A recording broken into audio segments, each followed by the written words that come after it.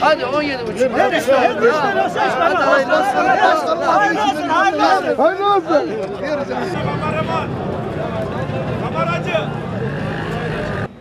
Evine et girmeyen insanlar var. Yani onların da evine bir et girmesi iyidir. Bu yardımların olması bizleri de sevindiriyor yani. Evet, iyi olur yani. Bu duyarlı davranışından dolayı çok teşekkür ediyorum. Belki de hayatı boyunca hiç kurban kesmemiş insanlara bu konuda yardımcı olacağı için, onları mutlu edeceği için ayrıca teşekkür ediyorum. Çok sevindik. Fakirlerimize yardım ettiği için teşekkür ederiz.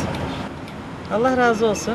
Öncelikle çok teşekkür ediyoruz. Bu duyarlı davranışından dolayı, bizi bizden çok düşündüğünden dolayı, kurban kesemeyen ailelerin çocuklarını ve ailelerini düşündüğünden dolayı, birlik beraberliğimiz de bu kadar ince düşündüğü için çok teşekkür ediyoruz. Allah razı olsun diyorum. Teşekkür ederim. Abi çok güzel bir proje.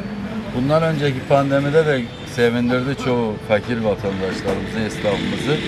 Bu da fakirlerin kesemeyenleri, öksüz kalanları, yetim kalanlar, dul kalanlar, bunların hepsini sevindirmesi çok güzel bir duygu. Kendine bu şeylerinden dolayı çok teşekkür ederiz.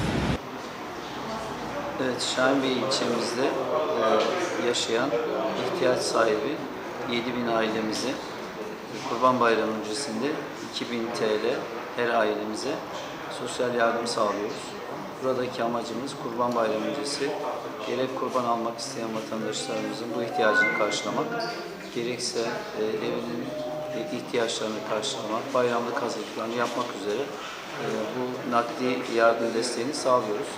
Biz Şahin Bey Belediyesi olarak daha öncesinde de yine Ocak ayının başında 750'şer lira 7.000 ailemize destek sağlamıştık.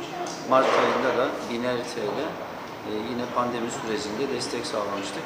Buradaki desteğimiz de özellikle Kurban Bayramı'na yönelik hazırlıkların karşılanması amacıyla 7.000 ailemize sosyal destek sağlıyoruz. Böylelikle bu 6 ay içerisinde vatandaşlarımıza yaklaşık 25 milyon TL sosyal destek sağlamış olacağız.